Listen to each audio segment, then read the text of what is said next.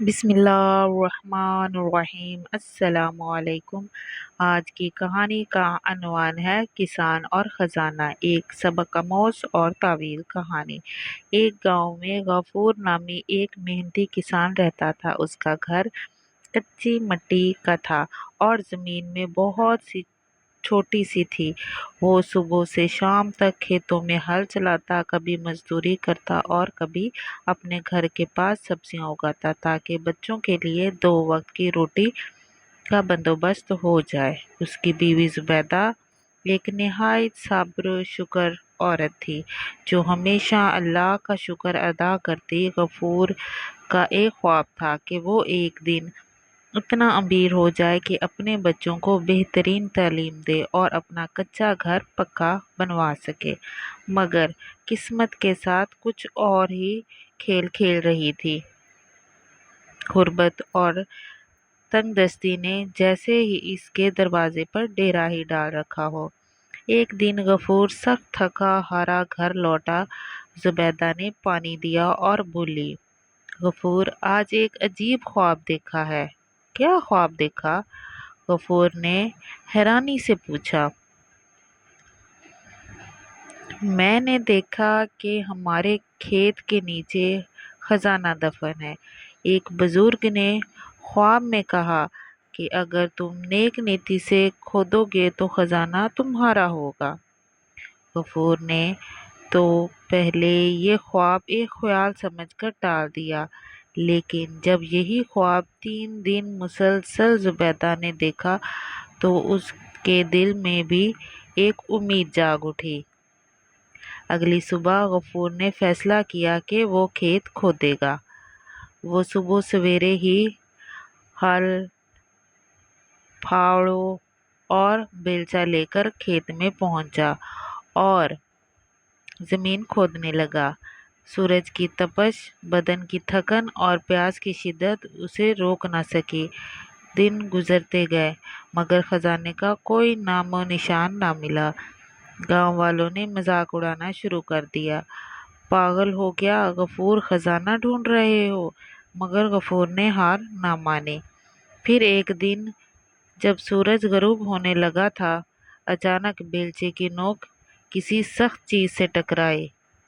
غفور نے خوشی سے بیلچہ پھینکا اور ہاتھوں سے مٹی صاف کرنے لگا۔ جب مٹی ہٹی تو نیچے سے ایک پرانا مٹی کا مٹکا نکلا۔ مٹکا کھولا تو اس کے اندر سونے کے سکے جگمگا رہے تھے۔ غفور کی آنکھوں میں آنسو آ گئے۔ اس کی محنت، اس کی بیوی کا یقین اور اس کا صبر رنگ لے آیا۔ مگر غفور نے فوراً اپنے دل میں عہد کیا کہ یہ دولت صرف اپنے لیے نہیں بلکہ گاؤں میں بہت سے غریب لوگ تھے جو بھوک کا شکار تھے۔ غفور نے سب سے پہلے گاؤں کے امام صاحب سے مشورہ کیا اور گاؤں کی مسجد کے لیے ایک حصہ وقف کر دیا۔ باقی رقم سے اس نے گاؤں میں ایک مدرسہ قائم کیا تاکہ بچوں کو تعلیم مل سکے۔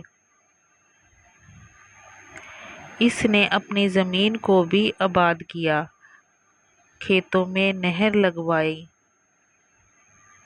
اور مزدوروں کو معقول اجرت پر رکھا تاکہ وہ بھی خوشحال ہو سکیں۔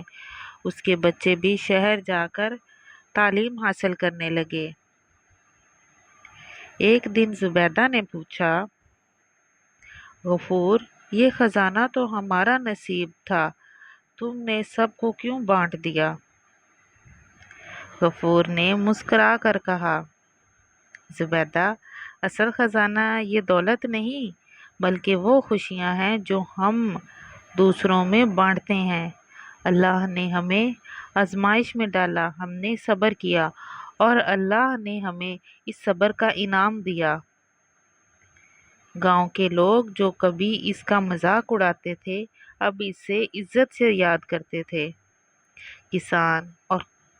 کسان اور خزانے کی یہ کہانی آج بھی گاؤں کے بچوں کو سنائی جاتی ہے تاکہ وہ جان سکیں کہ صبر، ایمان اور محنت کبھی رائیگاں نہیں جاتی۔ اس کہانی سے ہمیں جو اخلاقی سبق ملتا ہے وہ یہ ہے، خواب اگر نیک نیتی اور خلوص سے دیکھے جائیں تو اللہ تعالیٰ اس کی تعبیر عطا فرماتا ہے۔ دولت تب ہی بابرکت بنتی ہے جب اسے دوسروں کی خوشی کے لیے استعمال کیا جائے۔ صبر کا پھل ہمیشہ میٹھا ہوتا ہے۔ اگر آپ کو میری یہ کہانی پسند آئی ہے تو میرے چینل کو سبسکرائب، کہانی کو لائک اور شیئر ضرور کیجیے گا۔ اللہ حافظ۔